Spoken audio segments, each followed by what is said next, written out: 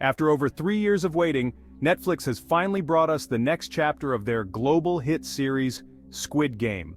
Unfortunately for those of us who've been anxious to learn what happens after the cliffhanger finale of its groundbreaking first season, however, Season 2 is depressingly light on satisfying answers.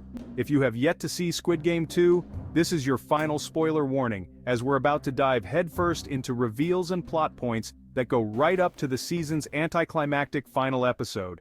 As fans of the series may recall, one of the strongest aspects of Squid Game Season 1 was the storyline of Hwang Jun-ho, a police detective from the Major Crimes Unit who goes to great lengths to investigate the disappearance of his brother, Hwang In-ho.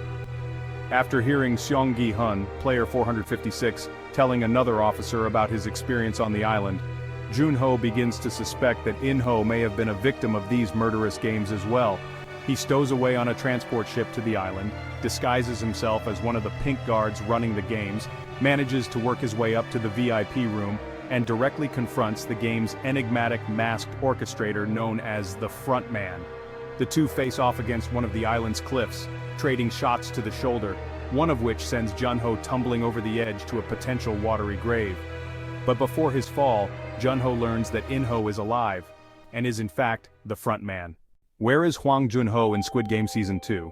Fortunately, and somewhat incredibly, Hwang Jun-ho is rescued by another sea vessel after falling to what easily could have been his death, and is taken back home to recover with his family. When he's finally back to full health, he declines to rejoin the Major Crimes Unit or reveal the identity or location of his brother. Instead, he takes a job as a traffic cop, where the lines between truth and lies are apparently much clearer. Only another chance encounter with Seong Gi-hun snaps him out of his disengaged state, and the two men decide to work together to take down the organization, though Jun-ho still deliberately hides that he knows the frontman's true identity. Frustratingly, an early season twist leaves Squid Game with a massive character problem relating to Jun-ho's place in this story. Because Hwang In-ho plays the dual roles of frontman and undercover contestant, taking over the player 001 role from previous traitor Oh Il-nam, Jun-ho cannot be involved in the island's games whatsoever, lest he spoil the arguable retread of Season 1's secret betrayal storyline. When this becomes apparent after the initial In-ho/Player 001 reveal, it seems as though the season will relegate him to a disappointingly secondary but still relevant story wherein he and his crew of mercenaries investigate the island from outside the games. His actual role in the season winds up being even less meaningful, as there are several episodes in which he doesn't even appear. How Squid Game 2 wastes Jun-ho.